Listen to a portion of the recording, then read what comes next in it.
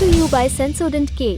अभी लेके आए सेंसोडेंट के। टूथ का करंट गॉन तो लाइफ का करंट ऑन। सुर्खी में जो सबसे बड़ी सुर्खी है वो एक छापे से शुरू होती है। छापा किस पर पड़ा? सतपाल मलिक जो पूर्व राज्यपाल रहे जम्मू कश्मीर के, उन पर। लेकिन उस छापे की पूरी कहानी को समझने के लिए एक पाठशाला छोटी सी आपको देनी होगी पनबिजली की।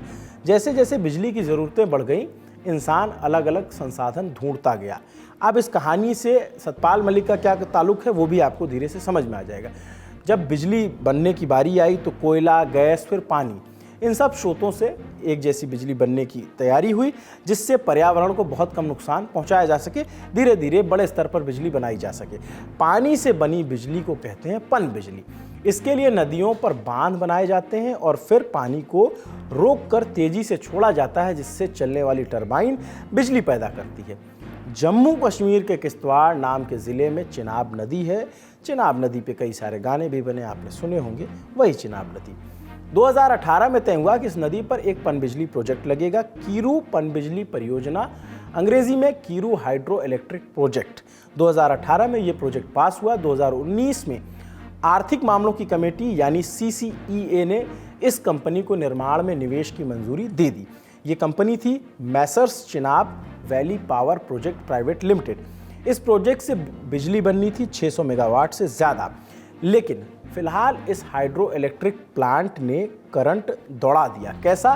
राजनीतिक गलियारों में, क्योंकि इस परियोजना में भ्रष्टाचार के आरोप जम्मू कश्मीर के पूर्व राज्यपाल सतपाल मलिक पर लगे और उसी सिलसिले में छापा पड़ा दिल्ली स्थित उनके आवास पर। 22 फरवरी की सुबह CBI की टीम उनके घर पहुंच गई। इंडिया टुडे के मुनीश पांडे के इनपुट्स के मुताबिक CBI Kiru hydro electric power project के लिए आवंटित 2200 करोड़ के कथित भ्रष्टाचार केस में राज्य के पूर्व राज्यपाल की भूमिका पर जांच कर रही है। जांच एजेंसी ने मलिक के दिल्ली, गुरुग्राम और बागपत स्थित आवास और दफ्तर की तलाशी ली।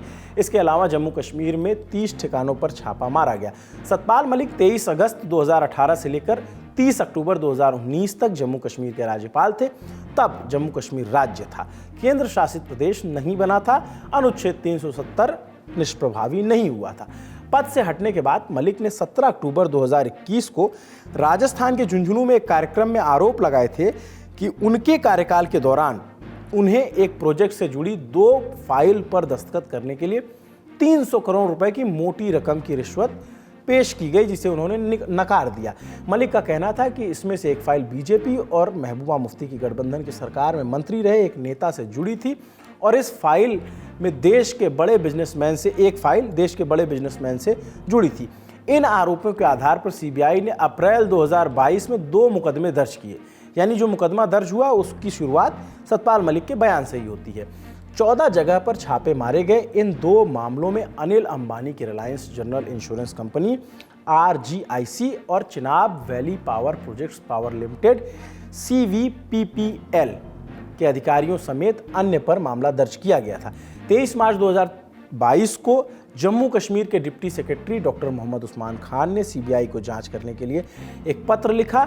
2 केस दर्ज हुए थे। पहला केस एक निजी कंपनी को जम्मू कश्मीर कर्मचारी स्वास्थ्य देखभाल बीमा योजना का ठेका देने में लगभग 60 करोड़ रुपए के घोटाले का आरोप। दूसरा आरोप कीरो हाइड्रो इलेक्ट्रिक प्रोजेक्ट 2200 करोड़ का ठेका एक निजी फर्म को देने में भ्रष्टाचार का आरोप। ये 2 मामले हैं। जो FIR दर्ज हुई उसके मुताबिक Jammu Kashmir anti corruption bureau और बिजली विभाग ने जांच की। आरोप लगे प्रोजेक्ट से जुड़े सिविल वर्क का ठेका देने के समय टेंडरिंग के दिशा निर्देशों का पालन नहीं किया गया, जो टेंडर आजकल ऑनलाइन जारी किए जाते हैं। 47वीं बोर्ड बैठक में टेंडरिंग के जरिए दोबारा टेंडर करने का निर्णय लिया गया, लेकिन कथित तौर पर इसे लागू नहीं किया गया।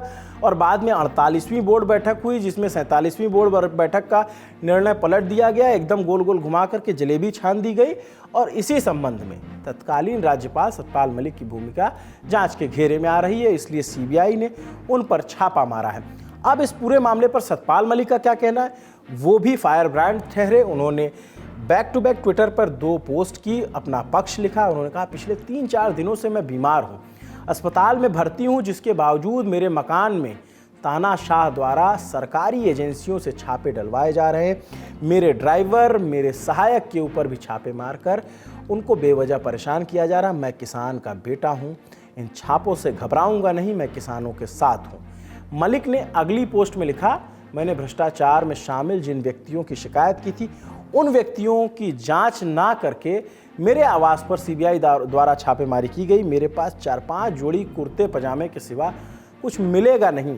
तानाशाह सरकारी एजेंसियों का दुरुपयोग करके मुझे डराने की कोशिश कर रहा है। मैं किसान का बेटा हूं, ना डरूंगा ना झुकूंगा।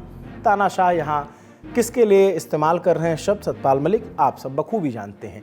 अब सवाल उठता है, राज्यपाल ने ऐसा क्या कह दिया था जिसका जिक्र करके वो अब ये कह रहे हैं कि उन्हें बोलने की सज़ा मिल रही है। द वायर यूट्यूब चैनल के करण थापर को उन्होंने एक इंटरव्यू दिया था, उसमें सतपाल मलिक ने एक हाइडल प्रोजेक्ट में भ्रष्टाचार का जिक्र करते हुए कहा था, इस भ्रष्टाचार में 3 लोग शामिल हैं, एक तो अंबानी, दूसरे राम माधव और तीसरे हसीब द्राबू। हसीब द्राबू महबूबा सरकार में वित्त मंत्री थे। प्रधानमंत्री ने मुझसे कहा था कि हसीब द्राबू से मिलने के लिए, कि उनसे मिल लो। द्राबू ने मुझसे कहा, आपने हमारा हाइडल वाला प्रोजेक्ट कैंसिल कर दिया था लेकिन हम करा लेंगे, और बाद में उन्होंने कहीं और से करा लिया। अब ये तमाम बातें इसी इंटरव्यू में सतपाल मलिक ने आगे कहा था कि प्रधानमंत्री को भ्रष्टाचार से कोई ज़्यादा समस्या नहीं है।